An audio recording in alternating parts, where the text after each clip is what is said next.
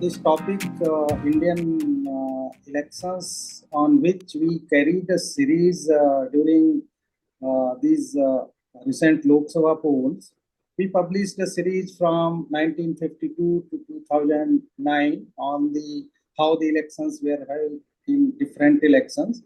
It was published in the Indian Express, and based on that only, it was much appreciated by our readers, and based on that only you have invited me. So I am making this presentation. In fact, when we got independence and the constitution was adopted, and this system was adopted by our democracy ruling those days. So just imagine that in a country which was known for its kings and queens and Raja Rani, जो वंश परंपरा चली आती थी, एक के बाद दूसरे उनके बच्चे राज करते थे. In that country, when we got power to elect our rulers, so just this our generation can imagine what would have been the excitement in our people. Because earlier, even pre-independence in 1937, there were elections in 9 Part A states, but that time voting rights that was limited, and who will be voter, it was limited to their literacy, their tax, who paid tax. A number of considerations were there that who will be the voter in those elections. So post-independence, since 1952, every Indian who was 21 years of age, he became voter in India. So more than 17 crore voters were there.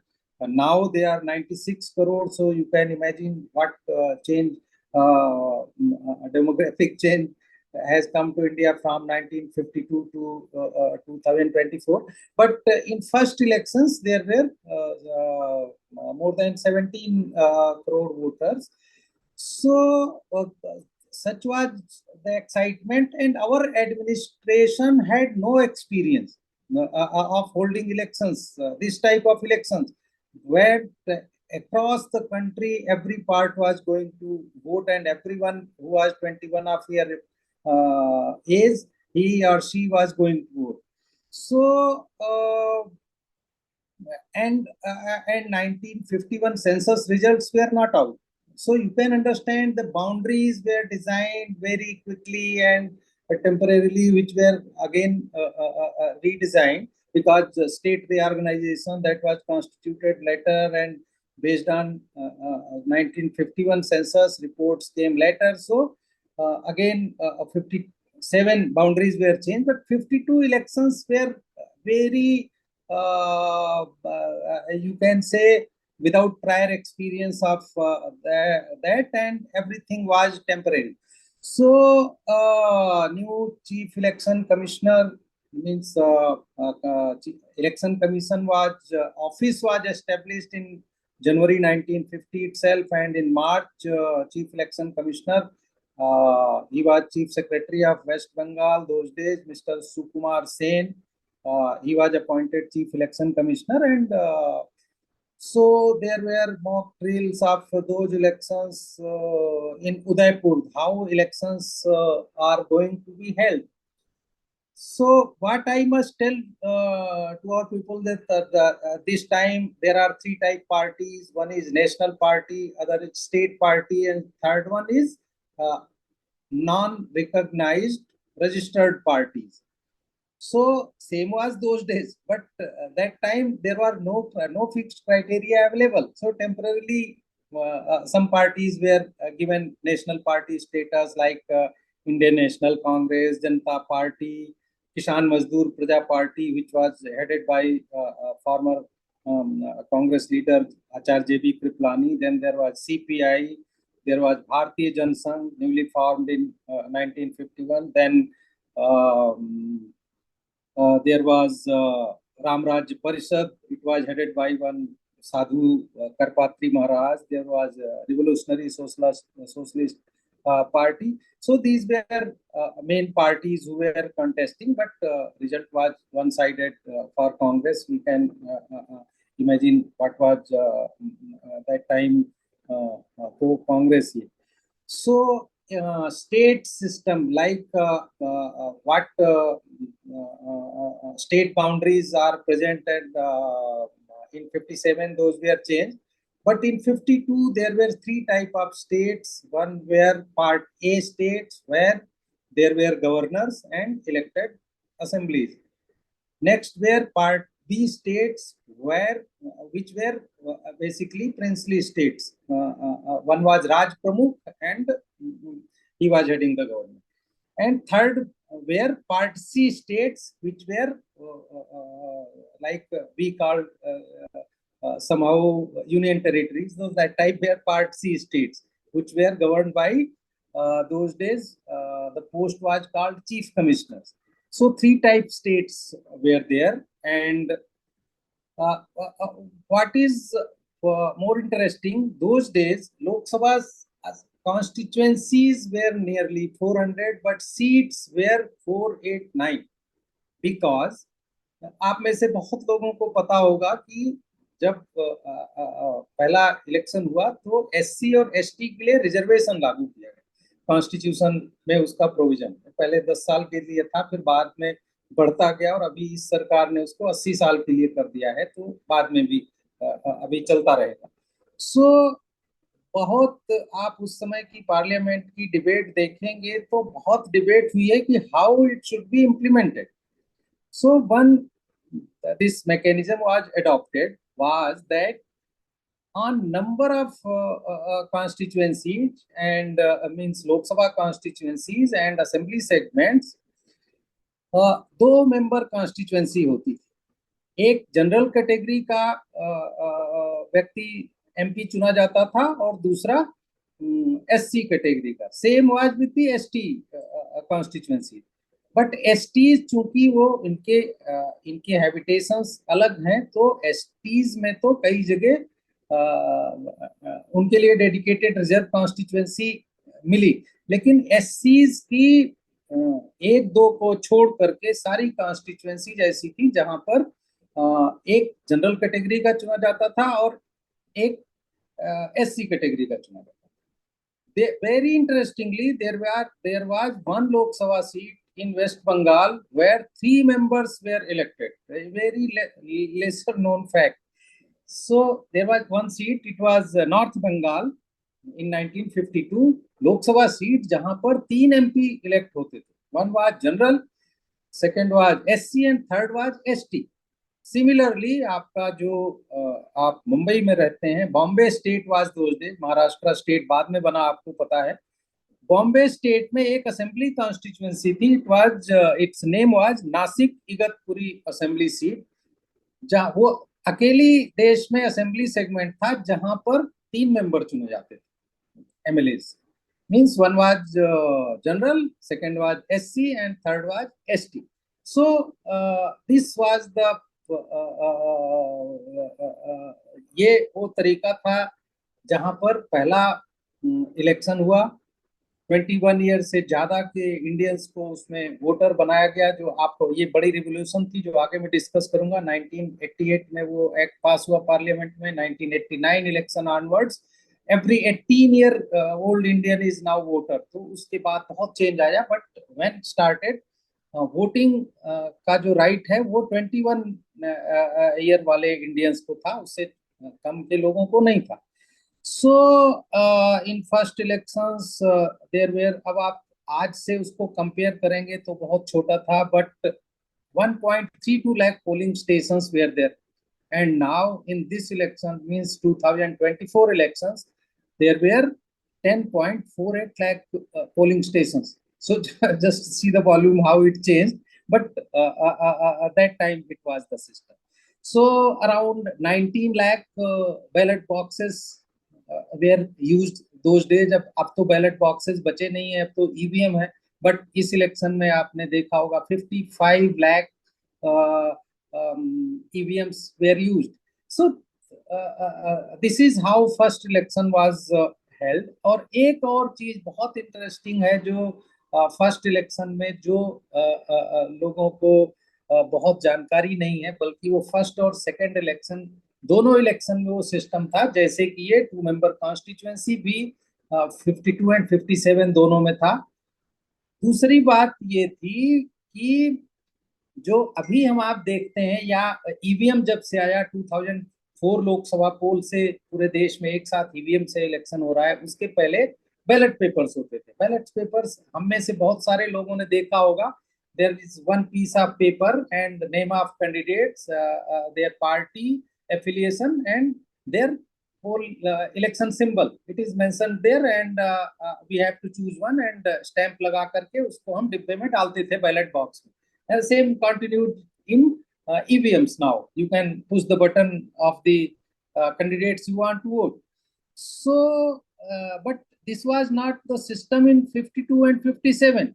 In 52 what was there, and one thing your this audience may question that why election symbols came.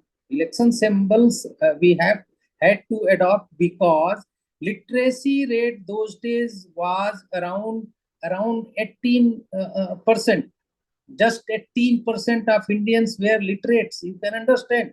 और आपको बहुत ताजुब होगा कि जब election symbols की list तैयार की गई कि जिसको इजीली वो आइडेंटिफाई कर सकें। 52 में एक इलेक्शन सिंबल होता था रेलवे इंजन। रेलवे इंजन को 52 के बाद बहुत सारे रिप्रेजेंटेशन गए इलेक्शन कमीशन में कि there are lot of Indians who cannot identify the railway engine because they are not familiar with that, so we should change this symbol. So in 1957 in second general elections, this railway engine was removed from the list of election symbols. So that was the situation कि 18% literacy rate, around 18% जिस देश की हो वहां पर लोग नाम पढ़ नहीं पाएंगे कैंडिडेट का, इसलिए इलेक्शन सिंबल का सिस्टम आया। देन देखिए क्या होता था उस समय, जो बैलेट पेपर होता था, ballot paper was common like a currency. So जैसा आपने जब इसको प्रमोट किया था टॉक को, तो आपने लिखा है 1 रुपए का जो करेंसी वोट होता था उसके साइज का बैलेट पेपर होता था। और अगर 2 मेंबर सीट है तो बैलेट पेपर पर ए एंड बी लिखा रहता था, सेपरेट होता था। If there are 3 member, there is 3 member constituency, then A B C separate होते थे। इस तरह लोकसभा और असेंबली का अलग अलग बॉक्स रहता था। And ballot boxes were ballot boxes अलग अलग कैंडिडेट्स के पार्टीज के रखे रहते थे। आप जब जाते थे आपको इंक लगाया जाता था फिंगर पर, आप तो आपको एक बैलेट पेपर दिया जाता था। आप जा करके उसको जिसको आप वोट करना चाहते हैं उसके बैलेट बॉक्स में आप ड्रॉप कर देते थे। that was how first and second election was conducted, कि आप वहां पर बैलेट बॉक्सेस वेयर सिमिलर, और उनको आप जिस डिब्बे में ड्रॉप करते थे वो फिर बाद में काउंटिंग में आपको ये होता था। लेकिन इसमें क्या प्रॉब्लम होने लगी अब हम में से बहुत लोगों को अब पता होगा, आप ईवीएम पर भी क्वेश्चन उठ रहे हैं। लेकिन जब तक बैलेट पेपर का सिस्टम था, देश भर से there were number of allegations, petitions की रिगिंग हो रही है, बूथ कैप्चरिंग हो रही है, लोग डिब्बे उठा करके गायब कर देते हैं। Ballot boxes, they change ballot boxes of one candidate to other candidate, ये सब खूब होता था। इसके एलिगेशंस और बड़े फैसले हुए हैं। प्राइम मिनिस्टर तक का इलेक्शन काउंटरमैन हुआ है यहाँ पर इस देश में, आपको सब पता है बाद में। सो what was the problem with this polling system in 1952 and 57? इसमें rigging कैसे होता था? If you read Lal Krishna Advani's biography, My Country, My Life, he has written he was working those days in a part in Rajasthan as a worker of Bharatiya Jana Sangh. होता क्या था कि if once you are going to vote for a candidate, different candidates के agents बाहर खड़े रहते थे। आपको बोलते थे कि आपको जो बैलेट पेपर मिलेगा ड्रॉप करने के लिए, वो आप उसमें ड्रॉप मत करना, वो बाहर ले आना। हमें दे देना और हमसे आप 1 रुपए लेना, मीन्स वो ब्राइब देते थे और उसको ले लेते थे. Then to some other voter who about whom they are sure that he is going to vote his party or her party, तो उसको वो 5-10 जो इकट्ठे रहते थे बैलेट पेपर्स वो दे देते थे कि इसको हमारे डिब्बे में डाल देना. सो इस तरह रिगिंग कैसे उसका शॉर्टकट लोगों ने निकाला था. तो फर्स्ट एंड सेकेंड इलेक्शंस के जो एक्सपीरियंसेस थे उसके बेसिस पर जाके ये third general elections onwards means 1962 onwards ये सिस्टम बना कि ballot papers were common, means एक पेज का बैलेट पेपर जिसमें कैंडिडेट्स के नाम, उनकी पार्टी एंड उनका इलेक्शन सिंबल ये बनने लगा. फिर आप किसी भी डिब्बे में डाल दो, वो सेपरेट सेग्रीगेट किए जाते थे party wise, candidate wise, and उसके बाद उनकी काउंटिंग होती थी. So this system which continued until this ballot paper system was removed, even now with EVMs also. So this system was adopted from 1962 general elections. So same was happened. There is a ये बहुत लंबा हो रहा है 52 and 57, लेकिन मैं आपको बता दूं बहुत इंटरेस्टिंग फैक्ट है, बहुत लोग जानना चाहेंगे कि how this two member constituencies were removed. It's a very interesting story. आप सबने वीवी गिरी का नाम सुना होगा, जो प्रेसिडेंट ऑफ इंडिया बने बाद. So VV Giri contested in 1957 from Parvathipuram Lok Sabha seat in Andhra Pradesh, which was a 2-member seat. One was reserved for ST and other was of course general seat. So उस सीट पर what was the result? Result was that VV Giri did not get chance. He was not elected, and both winners means top 2 जो candidates आए वो both were ST candidates. So VV Giri lost the polls. अब इन्होंने those days election commission has different its own tribunal to hear where the appeals were being heard against elections, about elections.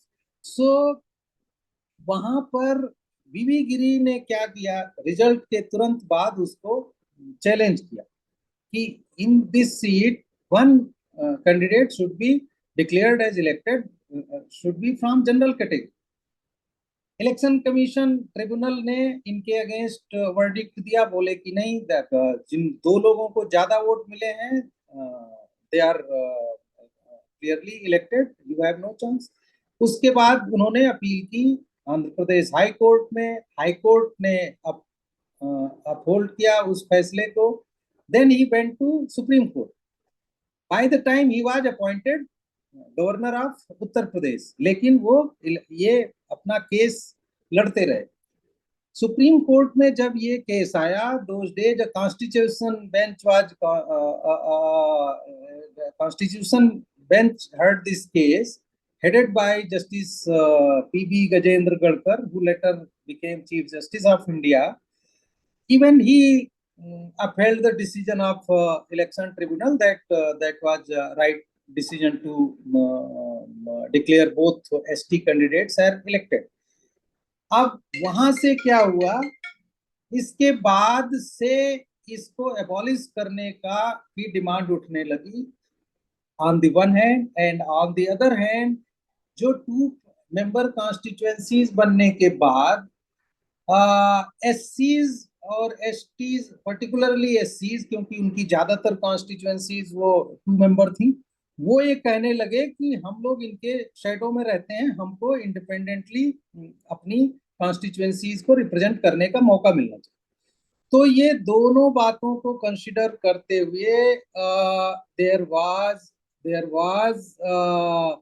in 1961 new bill was brought in the parliament. It was 2-member constituencies abolition bill which was adopted, and the system was changed, and 1962 onwards separate constituencies were reserved for SCs and STs, the system which continues today.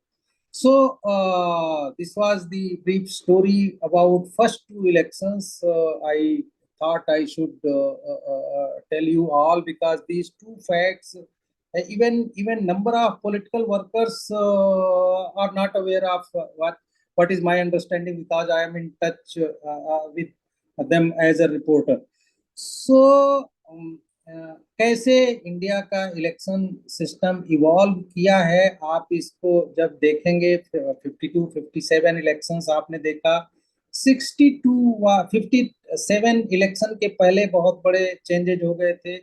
जेबी कृपलानी की जो political level पर बड़े changes हो रहे थे, जेबी कृपलानी की जो किसान मजदूर प्रजा पार्टी थी, उसने और सोशलिस्ट पार्टी ने मिलकर के एक नई पार्टी बनाई, उसका नाम था प्रजा सोशलिस्ट पार्टी। दे कॉन्टेस्टेड इन 57। देन बड़ा एक डेवलपमेंट हुआ कि चक्रवर्ती राजगोपालाचारी हुआ first governor general of India. He quit Congress just before 57 elections. Who later formed स्वतंत्र पार्टी, एंड 62 में बहुत अच्छा रिजल्ट उनका आया था तमिलनाडु में, आप लोग अगर रिजल्ट देखेंगे। And Pandit Nehru was in fact very much disturb. Pandit Nehru delivered a speech in Lok Sabha on 19th March 1962। अगर आप में से कोई पढ़ना चाहें तो वो डिबेट सर्च करके पढ़िएगा। तो वो बहुत डिस्टर्ब थे on the emergence of DMK in Tamil Nadu. उस समय मद्रास स्टेट था।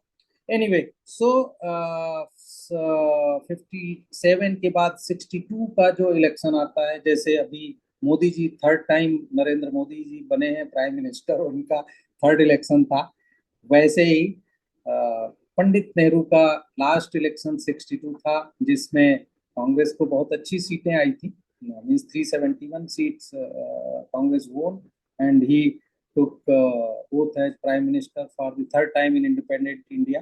उसके बाद बहुत सारे चेंजेज होते हैं, बड़ी लंबी जर्नी, आपको ब्रीफली बताता चलूं कि 1962 चाइना वार के बाद नेहरू जी की सेहत बिगड़ती है। 1963 में फिर उनको एक कामराज जो बड़े नेता थे वो सजेस्ट करते हैं प्लान, और कामराज प्लान के अंडर जितने कांग्रेस के चीफ मिनिस्टर थे और यूनियन मिनिस्टर, सबका रेजिग्नेशन ले लिया गया कि हम नए सिरे से ऑर्गेनाइजेशन और गवर्नमेंट्स को रीऑर्गेनाइज करेंगे।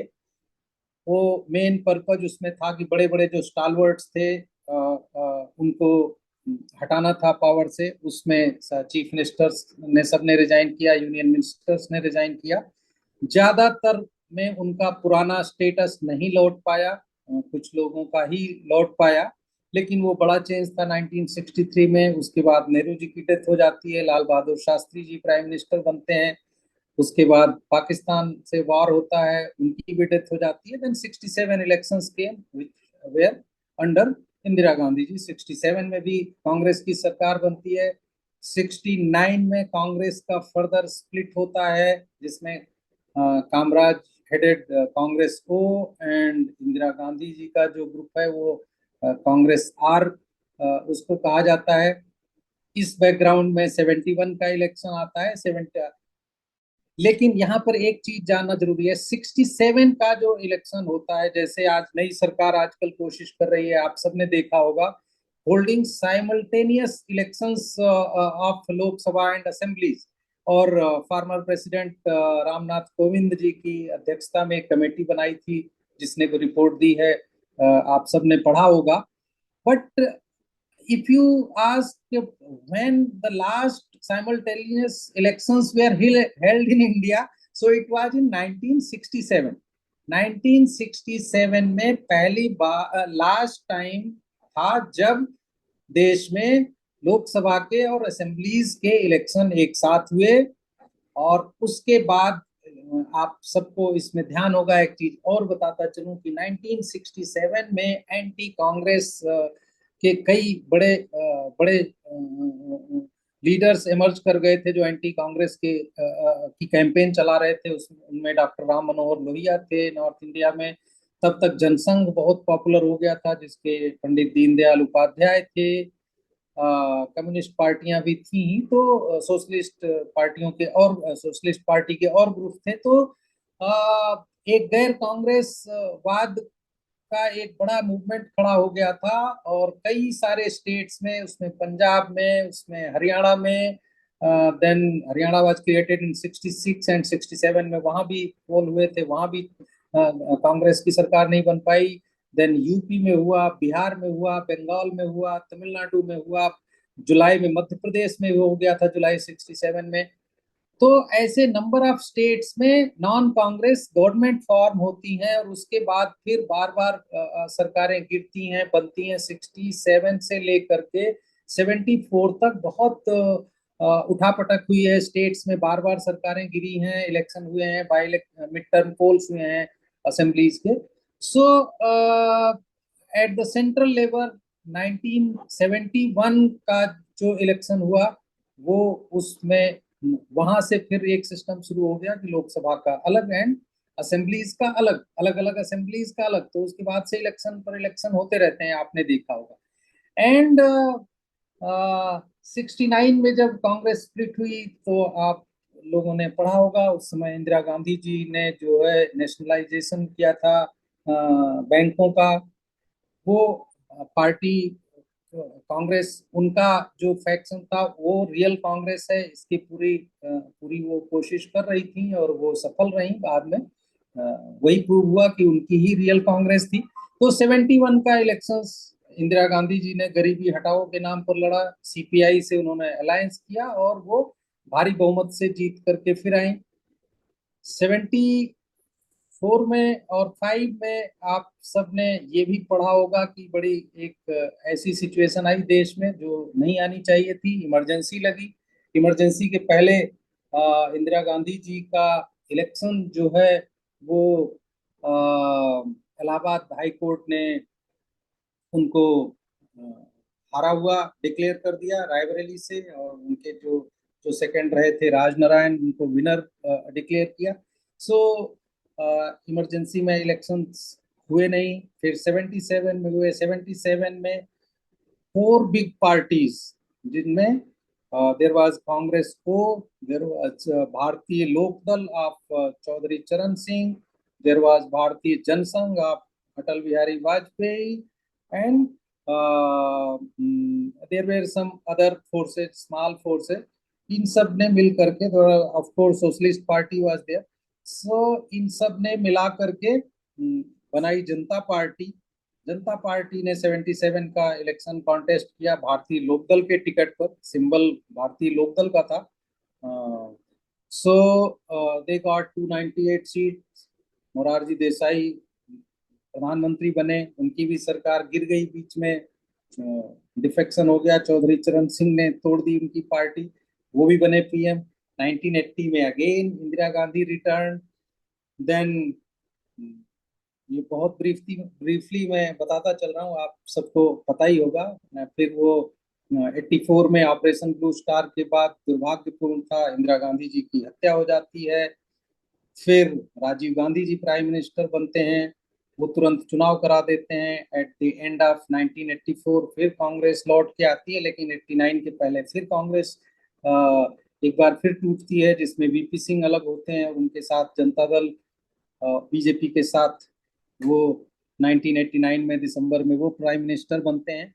तो ये सारे चेंजेस होते रहे, लेकिन उसी बीच में what revolutionary step was taken by Rajiv Gandhi government in 1988 was that voting right की एज जो है उन्होंने रिड्यूस कर दी, और 18 ईयर के हर एक इंडियन को वोटर वो वोटर बनाने का जो बिल पास हुआ।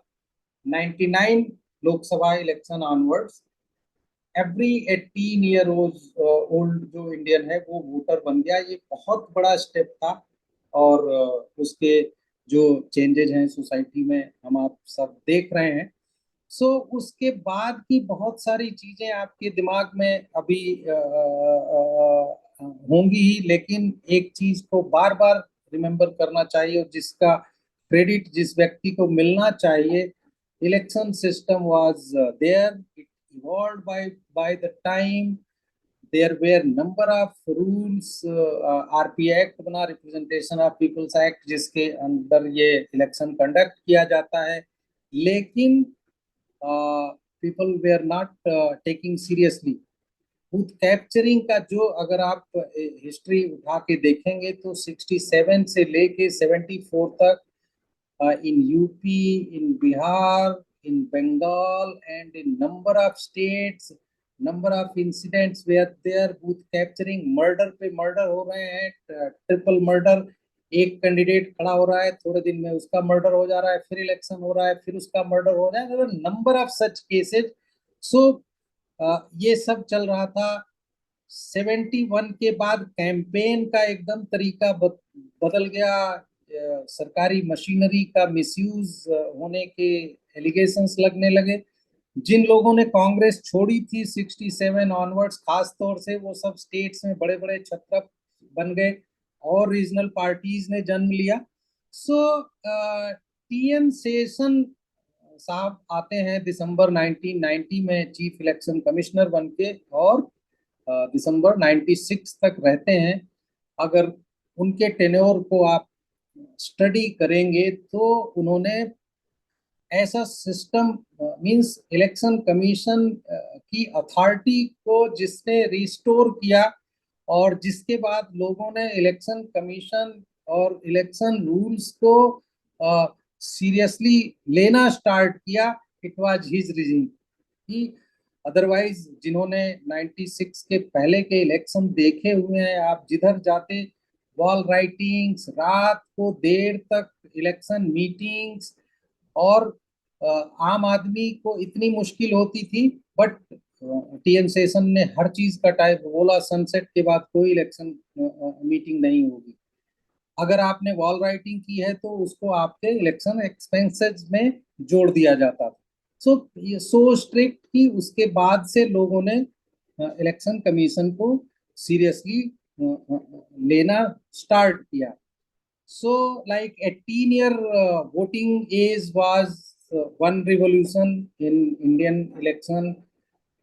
The EVM, adoption of EVM, electronic voting machines, ये इसको हालांकि बहुत सारे एलिगेशंस लग रहे हैं. जो हारता है वो कहता है कि ईवीएम में फ्रॉड हो रहा है. 2009 में मुझे ध्यान है जब बीजेपी हारी थी तो लाल कृष्ण आडवाणी जी ने ऐसे ही बोला था कि ईवीएम हैक हुई है. असेंबली इलेक्शंस में ऐसा ही होता रहा है.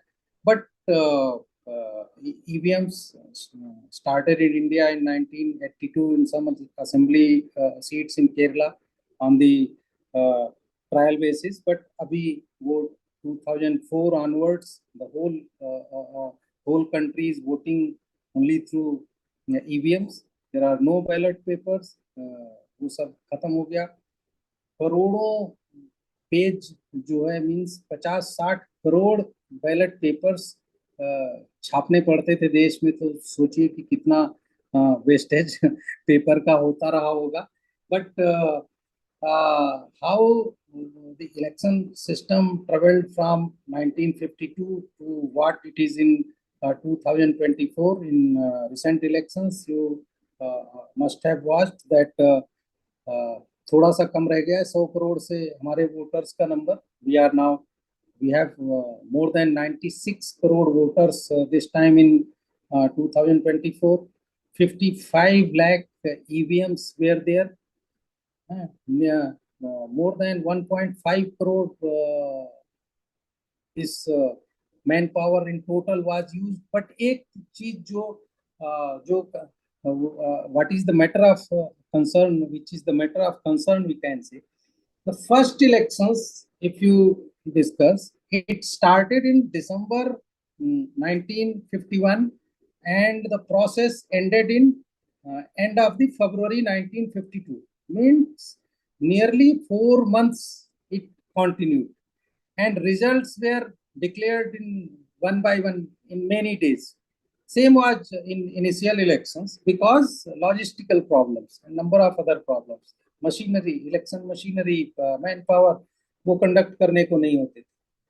बीच में ऐसा समय आया कि जब एक बार में या 2 बार में मैक्सिमम 3 फेजेज में इलेक्शन होने लगा. बट अभी पिछले कुछ रिसेंट इलेक्शंस से देखा आपने कि now it is again spread in many months. This time also you must have seen. So this is the whole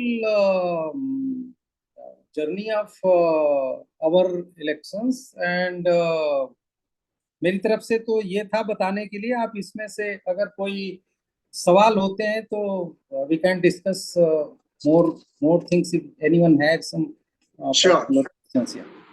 Thank you very much, sir. Very informative. आपने एक anecdote बताया, वो मेरे को हमेशा याद रहेगा, that we had to change that train वाला symbol because a lot of people had not seen a train or didn't know how to identify it. This was in 1957. Yeah. Yes. And our country boasted of one of the very large networks even at that time. Yeah, one thing. I'm sorry. Sorry to interrupt you. I must tell you. In 1952 and till many years, you may remember the symbol of Indian National Congress was two bullocks. Two bullocks. Okay. So, and similarly, the symbol of Bharatiya Jansangh, the earlier version of Bharatiya Janata Party, this was Deepak, lamp, means Yes. soil lamp. So under the Election Commission rules, if one symbol is seized, freezed, it will not be allotted to any party in future. Okay. तो to bullocks का जो symbol था, जब 69 में कांग्रेस का split हुआ, तो उसके बाद वो किसी को नहीं दिया गया. It is freezed for ever. उसके बाद जो सिंबल मिला, जब अगेन कांग्रेस स्प्लिट हुआ, देन वो किसी को नहीं दिया गया. ये हाथ का पंजा 1978 में कांग्रेस को. इसी तरह से ये जो बीज जनसंघ का जो दीपक था, when the party was merged with Janata Party and they contested on Bharatiya Lokdal ticket of Chaudhary Charan Singh, उसके टिकट पर लड़े थे चुनाव. When Janata Party was split in 4 parts, अब तो later they divided in number of parts, but those days primarily in 4 parts. So one part who were there from Bharatiya Jansangh, they said we are the real Janata Party. But Election Commission's decision was they added Bharatiya before their name, said you are Bharatiya Janata Party and you will neither get Janata Party symbol nor the Bharatiya Jansangh symbol. So that is how they got this lotus flower. So the symbols which are freezed by Election Commission, they are freezed forever. They will not be given for anyone. You have not seen any even independent candidate or two bullocks or this lamp of Bharatiya Jansangh. They are not allotted to any party, any candidate. Sir, we saw a similar argument in Maharashtra about the Shiv Sena. Yes. Since a lot of our people are from Bombay today, can you tell us a little about that? No, but whenever any division in any party, appeal goes to Election Commission. Election Commission decides on number of considerations that which is the real version. Okay. So normally they the group, they consider it is real version of the old party. They give them right to use old symbol. If they are considered that no group is the real version of old party, then they freeze the old symbol and allot new symbol to both of them. Both of the groups. So this is their system. Okay. Sir, about the 52-57 elections, one of our questions which has come is, what was the role of the Raj Pramukh? Was it similar to the role of the Chief Minister? और बाद में ये concept die down क्यों हुआ? नहीं, ऐसा है, ये जब इनका प्रिंसली स्टेट्स का जो विलय हुआ था, तो उसमें ये जो और ये इनमें कई सारे जो राजघरानों के प्रमुख ही थे. जैसे मध्य प्रदेश में आप देखें, जो मध्य भारत था, उसमें ग्वालियर के जो महाराजा थे वो राज प्रमुख थे. तो it was not like chief minister, it was like governor in fact, जो दूसरे राज्यों के. देन ये the whole system was change based on justice Fazal Ali commission बना था 52 इलेक्शंस के बाद. जिसको हम स्टेट रीऑर्गेनाइजेशन कमीशन कहते हैं, तब जा करके वो तो एबॉलिश कर दिया गया और दो प्रकार के स्टेट्स रह गए, one was state and other was union territory. तो अब उसी को हम फॉलो कर रहे हैं, क्योंकि राज प्रमुख का तो पहले, अब उनका रोल तो बहुत लिमिटेड हो गया, सब मर्ज हो गए और सब डेमोक्रेसी के पार्ट बन गए, आप जानते हैं। एक इंटरेस्टिंग क्वेश्चन आया है sir, what was the color of the ballot paper and who was allowed to print it in the early elections? नहीं, ये तो गवर्नमेंट प्रेस में ही प्रिंट होते थे, जो ये जो, और कलर जो है वो अलग अलग कलर, इनफैक्ट 2-3 कलर होते थे। असेंबली का अलग कलर का होता था, क्योंकि साइमल्टेनियस इलेक्शन होते थे, तो लोकसभा का अलग होता था, असेंबली का अलग कलर होता था। इसी तरह बैलेट बॉक्सेस के भी इनफैक्ट अलग अलग कलर होते थे। और अगर आपको मैं बता दूं कि around 19 lakh ballot boxes were used in 1952, और उसमें बहुत सारे वुडन बॉक्सेस भी यूज हुए थे, लकड़ी के भी, क्योंकि वो कोई फर्म जो है वो मैन्युफैक्चर नहीं कर पा रही थी ये वाले। बहुत लोगों को ये ताजुब होगा कि एक स्टील बॉक्स जो है उस समय जो टेंडर में देख रहा था पुराने इलेक्शन कमीशन की रिपोर्ट में, उसकी कीमत 4 रुपए से 6 रुपए आती थी। सो ये जो बैलेट पेपर्स छपते थे वो सारे गवर्नमेंट प्रेस में छपते थे, और कलर उनके 3 कलर थे। आप लोग अगर कोई चाहेंगे तो मैं भेज दूंगा आपको, आप उस पे पोस्ट कर दीजिएगा, they can see those ballot papers. एक बॉम्बे की कंपनी है जो हमेशा बोलती रहती है अपने एडवर्टाइजमेंट्स में कि हमने बैलेट बॉक्सेस बनाए थे। जी आपको नहीं, मालूम सही होगा? कह रहे हैं, वो सही गोदरेज। कह रहे हैं, वो हाँ सही जी। कह रहे हैं। 7-8 देश भर की 6-7 फर्में थी, जिनको 6-7 नहीं और ज्यादा थी, ओके। जिनको ये, क्योंकि सर अचानक ये इंतजाम करना पड़ा था ना, तो यूपी की कई फर्में थी, साउथ की थी, बॉम्बे की थी, जिनको ये काम फटाफट देना पड़ा। मैं आपको बता रहा हूँ कि लकड़ी के भी बनवाने पड़े थे। फर्स्ट इलेक्शन एवरीथिंग वाज अच्छा। सेम आपको बता रहा हूं कि आप जरा सोचिए कि पूरे देश में इलेक्शन होल्ड करना, जिसका आपको कोई प्रायर एक्सपीरियंस नहीं है, इतने, जस्ट इमेजिन सर क्या सिचुएशन है।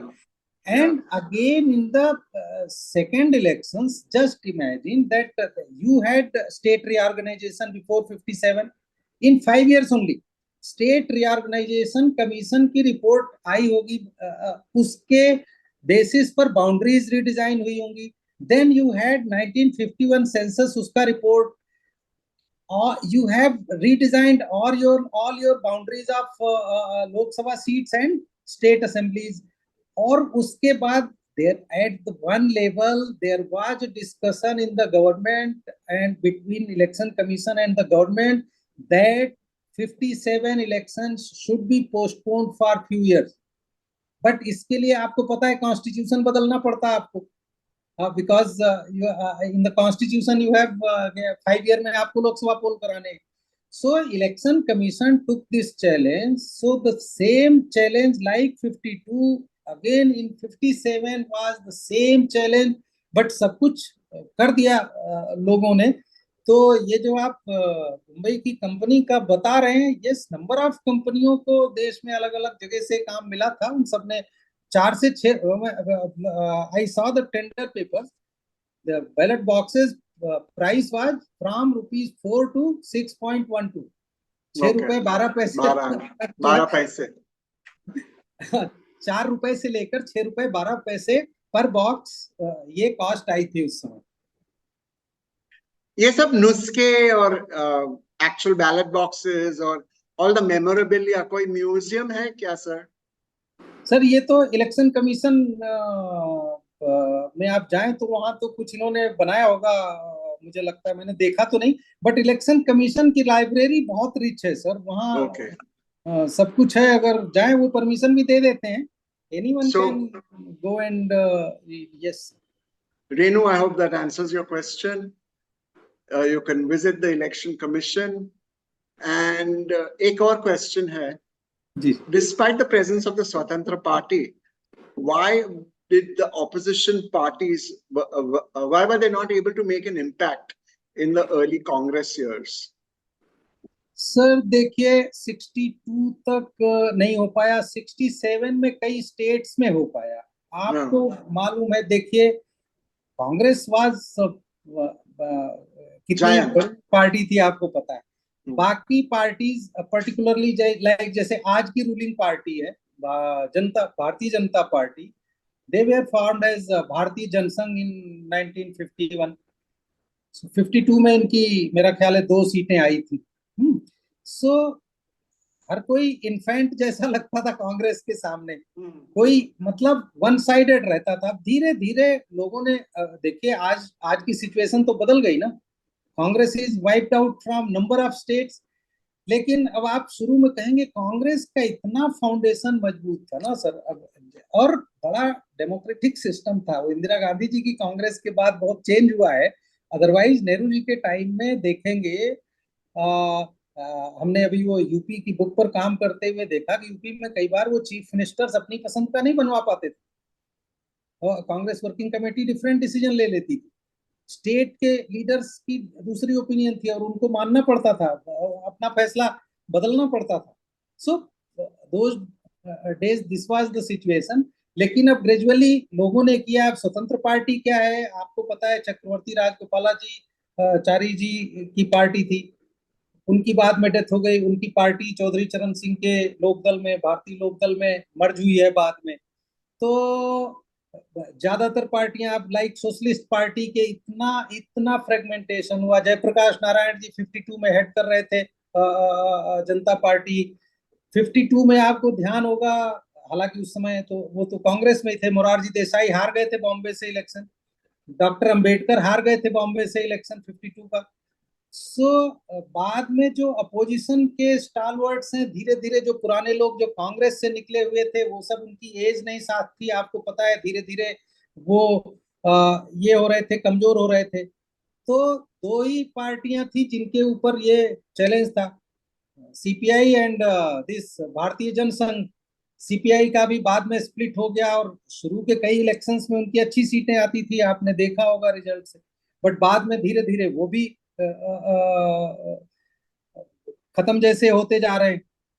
लेकिन अब किसी ने तो चैलेंज किया है, देखिए भारतीय जनसंघ पहले भारतीय जनता पार्टी में मींस जनता पार्टी में मर्ज हुआ, 1980 में पार्टी अगेन बनती है, और 84 में वो 2 सीटें जीत के आते हैं, और अभी तो देख रहे हैं उनका। सो इनिशियल इलेक्शंस में आप ये कहना सही है कि अपोजिशन कोई देखिए अपॉर्चुनिटीज थी। 1969 में जब कांग्रेस स्प्लिट हुई, तो जो कांग्रेस को था, पुराने लोग जो थे, कामराज से लेके मोरारजी देसाई तक, सबने कुछ साल तक काम किया है ना, लेकिन सब एजेड लोग थे, उम्र नहीं साथ थी। नए नए जो लोग थे वो सब इंदिरा गांधी जी के ग्रुप में चले गए। तो इसलिए ये सही है कि शुरू में लोग नहीं इम्पैक्ट अपना बना पाए, लेकिन बाद में तो आपने देखा कांग्रेस कहाँ है और दूसरे लोग कहाँ हैं। एक क्वेश्चन है आशीष से, I'll just read it out. What sort of government mechanism was in place between 47 and 52? Was it a presidential form or was it a different? Sorry, What was the sort of governance mechanism between 47 and 52? Was it a presidential system or was it a different form of government? Sir ये तो interim government बनी थी जिसके, और सभी पार्टियां उसमें शामिल थी, और Nehru ji interim prime minister थे ही, तो सिस्टम तो वही चल रहा था। बट ऑल पार्टीज थी, आप उसमें देखेंगे, उसमें श्यामा प्रसाद मुखर्जी हिंदू महासभा से थे, वो भी इंडस्ट्री मिनिस्टर थे। तो बट 52 के बाद से जब नए कॉन्स्टिट्यूशन के हिसाब से इलेक्शन होने लगे तो ये सिस्टम आ गया। बट उसके पहले भी वही था, Nehru ji interim prime minister थे, सारे डिसीजन तो वही ले रहे थे। Last question sir from me, आप 1947 के पहले क्या कुछ बता सकते हैं? How the elections were held for the state legislatures and Delhi. Oh, very interesting. I'm telling you, sir. Delhi was initially Part C state. Part C state means here was a chief commissioner. लेकिन जब ये means assembly तो होती थी, 52 में जब election हुआ तो नेहरू जी ने यहाँ पर एक youngest among the youngest MLA जो थे उनका नाम था Chaudhary Brahm Prakash. So he was Congress only, he was sworn as chief minister. But problem हो रही थी, जैसी अभी आप कन्फ्रंटेशन देख रहे होंगे दिल्ली और सेंट्रल गवर्नमेंट के बीच में, 52 ऑनवर्ड्स अगले कुछ साल तक सीधे सेंट्रल गवर्नमेंट से और चौधरी ब्रह्म प्रकाश का टकराव होने लगा ऑन नंबर ऑफ इश्यूज. एक मिस्टर वाजपेयी थे हुआ चीफ कमिश्नर ऑफ दिल्ली. उस समय एलजी की पोस्ट नहीं होती थी, पार्ट सी स्टेट्स में वो चीफ कमिश्नर होती. मिस्टर वाजपेयी थे ये. अच्छा आपने सवाल किया, मैंने इसको थोड़ा पढ़ा था ध्यान से इसलिए बता रहा हूँ. वाजपेयी जी ने क्या किया, एक बार वो कहीं कोई प्रोजेक्ट गवर्नमेंट का बन रहा था, वहां पर उन्होंने झुग्गीज को डिमोलिश करने के लिए बुलडोजर भेज दिए. इनको जब पता चला चीफ मिनिस्टर को, इनके पास लोग आ गए प्रोटेस्ट करने के लिए. Chief minister called means chief minister called chief commissioner that ये क्या हो रहा है. तो चीफ कमिश्नर सेड कि ये तो वहां पर कुछ काम होना है, हमने वो डिमोलिश करने के लिए भेजा है.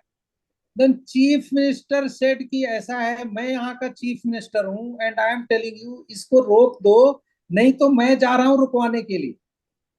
सो इतना कन्फ्रंटेशन होने लगा कि नेहरू जी इतने परेशान हो गए कि जब ये फजल अली कमीशन बना स्टेट रीऑर्गेनाइजेशन के लिए, that commission recommended to abolish the Delhi assembly. So Delhi assembly 57 के पहले तो वो चीफ मिनिस्टर बदल दिया उनको, चौधरी ब्रह्म प्रकाश को दूसरे चीफ मिनिस्टर बने थे, बट उसके बाद असेंबली ही एबॉलिश कर दी थी. असेंबली रिवाइव हुई है आकर के पीवी नरसिंह राव गवर्नमेंट में. आपको ध्यान होगा when Madan Lal Khurana was elected first chief minister in 1993. First assembly polls were held after that. So same confrontation which you are witnessing today was in between 1952 and 57 in Delhi, in that system पहली assembly में. इसलिए दूसरी assembly वहां की तब से खत्म कर दी और आकर के वो 93 में, क्योंकि जनसंघ ने उसके लिए बहुत मूवमेंट चलाए थे, आपको ध्यान होगा. दिल्ली में एक बड़ी स्ट्रांग लॉबी थी रिफ्यूजीज की. आप वो सभी पार्टियों में होते थे, आपको ध्यान होगा. पार्टीशन के बाद बहुत सारे लोग दिल्ली में सेटल हुए थे आकर के. तो 93 में आकर के वो असेंबली रिवाइव हुई है. तो Delhi has been very difficult to rule from the very beginning. So last question, sir. What happened to all the political parties which were active before independence? Example being Muslim League. जी ऐसा है, parties तो sir बहुत सारी हैं जो survive करती रहती हैं, पड़ी रहती हैं. बट इलेक्शन कमीशन ने अभी एक ड्राइव शुरू किया था, आपको ध्यान होगा कुछ साल पहले, कि करीब 2000 पार्टियां हो गई. Anyone can register the party. तो इन्होंने ऐसी पार्टी जो डिफंक्ट सी पड़ी हुई हैं उनको खत्म करने का एक सिलसिला शुरू किया था. तो बहुत सारी पार्टियों को इन्होंने उनका रजिस्ट्रेशन कैंसिल किया है. ये ऐसे ही इस तरह के कई एफर्ट हुए हैं इलेक्शन सिस्टम में. आपने अभी ये थोड़ा इससे हट के टॉपिक है, आपने देखा होगा 90s मिड 80s से मिड 90s तक एक इंडिविजुअल होते थे काका जोगिंदर सिंह धरती पकड़. So he was the person who contested number of constituencies. Means एक इलेक्शन में वो 9 जगह से नॉमिनेशन फाइल कर रहे हैं. So after that this Mr. T.N. Sessions regime, it was decided that no one contest on more than 2 constituencies in one election. Then nomination file करने में बहुत सारे restrictions लगाए कि this number of proposers you need, ताकि कोई means ऐसे जिसकी मर्जी वही नॉमिनेशन ना फाइल कर दे. तो जैसे ये कैंडिडेट्स को इन्होंने मीन्स इस टाइप के जो नॉन सीरियस कैंडिडेट्स को ये करने के लिए किया, इसी तरह से इलेक्शन कमीशन ने कुछ वर्षों पहले ये ड्राइव शुरू किया था. And they have removed, they have cancelled the registration of number of political parties after that. Okay. Does that answer your question, Renu, or you specifically want to know about the Muslim League? Yeah, I just wanted to know how before the independence elections were contested in India. So because the elections used to happen in those days also. So is there anything that we can know about? In fact, in 1937, as I told in the beginning, elections, there were assemblies in Part A states. There were 9 Part A states, and if you recall, in number of states, Congress governments were formed. I think 5 or 6. So, including UP, which was called United Province those days. So, only in those Part A states elections were held, but voting rights were limited. Like 52 के बाद जो हो गया कि every Indian of 21 year age was given voting right. उसके पहले different था, आपका आपकी लिटरेसी पर डिपेंड करता था, आप कहाँ के रहने वाले इस पर डिपेंड करता था, आपका टैक्स देते हैं कि नहीं देते हैं इस पर डिपेंड करता था. There were number of considerations to give you voting right. तो 37 का ही एक एक्सपीरियंस था जब 52 में इलेक्शन कंडक्ट किया गया, लेकिन वो बहुत लिमिटेड एरिया में था, वो पूरे देश में एक साथ नहीं था. तो ये elections were held, but not up to that level which we are conducting since 1952. So would it be correct to say Bombay State was amongst the first to have a provincial government? 37 में? बॉम्बे भी था, उसमें United province भी था. अब इस समय मैं स्टेट्स के नाम नहीं रिकॉल कर पा रहा हूँ, बट आपको ध्यान होगा जब ये इलेक्शन हो गया था और 5 या 6 स्टेट्स में मेजॉरिटी आई थी कांग्रेस को, और उसके बाद जो है 6 महीने तक गवर्नमेंट्स फॉर्म नहीं हुई थी. आपको ध्यान होगा there were negotiations going on between Congress and Mahatma Gandhi ji was involved and British government जो हमारी थी. ये नेगोशिएशन हो रहा था कि आप कितना फ्रीडम देंगे काम करने का, गवर्नर्स कितना दखल देंगे, कितना इंटरवीन करेंगे. तो जब वो एक एग्रीमेंट हो गया था कांग्रेस और ब्रिटिश गवर्नमेंट के बीच में, तब जाकर के आपको, जहां तक मुझे ध्यान है, अप्रैल में इलेक्शन हुए थे और जुलाई फर्स्ट वीक में गवर्नमेंट्स जाके चीफ मिनिस्टर, उसमें प्रीमियर कहा जाता था, chief minister premier, chief ministers की जो पोस्ट हुई, तब जाके जुलाई फर्स्ट वीक में प्रीमियर्स ने ओथ ली थी, जहां भी इनकी मेजॉरिटी आई थी. Okay. So thank you very much. It was your knowledge, etc. It just comes out whenever you open your mouth, sir. Chaliye, sir. Thank you, sir. All the very best for your 2 books, and thank you to the audience for attending. Please do follow us on social media. Thank you so much. Thank you so much. कभी मिलेंगे जी. नमस्कार. Thank you.